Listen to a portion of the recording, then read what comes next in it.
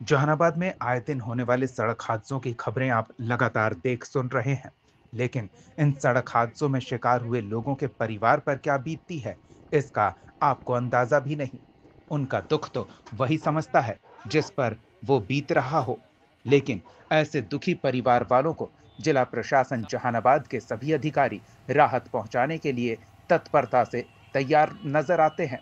भले ही किसी सड़क हादसे में घायल या मौत होने पर सरकारी मुआवजे की राशि के लिए पीड़ित और परिजनों को महीनों इंतजार करना और कार्यालय का चक्कर लगाना पड़ता हो, लेकिन जहानाबाद जिले में ऐसे किसी भी दुर्घटना में पीड़ित परिवार को सरकारी मदद मुहैया कराने में जिला प्रशासन और वरीय अधिकारियों के तत्परता के कारण जिले ने सूबे में पहला स्थान हासिल किया है। बीते वित्तीय वर्ष में जिले में कुल 115 सड़क दुर्घटना की घटना दर्ज की गई थी, जिसमें कई लोग घायल हुए थे, दर्जनों की मौत हो गई थी। इन सभी दुर्घटनाओं में सरकारी प्रावधान के तहत मृतक के परिजनों को सरकारी मदद के तौर पर 5 लाख रुपए की मुआवजा राशि, घायलों को उनकी स्थिति के अनुसार मुआवजा दिया जाना रहता है। इस संबंध में डीटीओ राहुल कुमार ने बताया कि अप्रैल 2022 से अब तक विभाग को 115 आवेदन मिले। इनमें 105 आवेदनों का निष्पादन करते हुए मृतक के परिजनों को मुआवजे की राशि दी गई, जबकि शेष 10 आवेदनों का निष्पादन किया जा रहा है। डीटीओ ने बताया कि किसी भी घटना या दुर्घटना में डीएम द्वारा स्वयं पहल कर इस तरह की बंदोबस्ती की गई है कि पीड़ित और ज्यादा दिन तक मुआवजा राशि का इंतजार करने के लिए परेशान ना हो।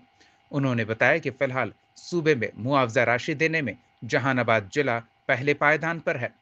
बता दें कि हिट एंड रन मामला उस समय चर्चा में आया जब संसद में इस मामले को लेकर नया कानून पास कराया गया, जिसमें कड़े सजा का प्रावधान किया गया था, जिसके बाद इसके विरोध में देश भर में चालकों ने राष्ट्रव्यापी हड़ताल भी किया था।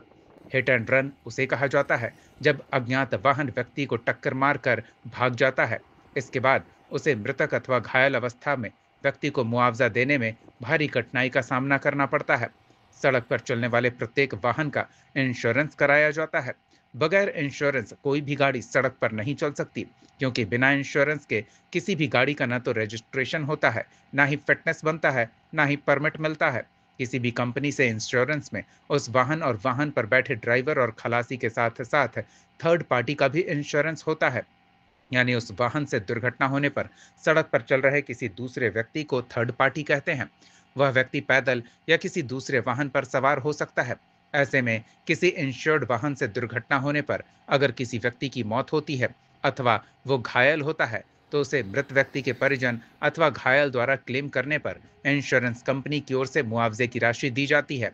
लेकिन जब कोई गाड़ी किसी व्यक्ति या दूसरे वाहन को ठोकर मारकर भाग जाती है, तो ऐसी घटना में दुर्घटना में किसी व्यक्ति की जान जाने या घायल होने पर अथवा उसके परिजनों को मुआवजा मिलने में बहुत ही परेशानी होती है, या दूसरे शब्दों में कहें तो मुआवजा मिलना मुश्किल हो जाता है। इन मामलों को देखते हुए सरकार ने इंश्योरेंस कंपनियों से बातचीत कर ऐसी घटना में मृत व्यक्तियों के परिजनों या घायलों को मुआवजा दिलवाने का रास्ता निकाला। ऐसे ही हिट एंड रन मामलों के शिकार हुए पीड़ित व्यक्ति, उनके परिवार के सदस्यों द्वारा मुआवजे के लिए जिले में हिट एंड रन के करीब 135 मामले सामने आए।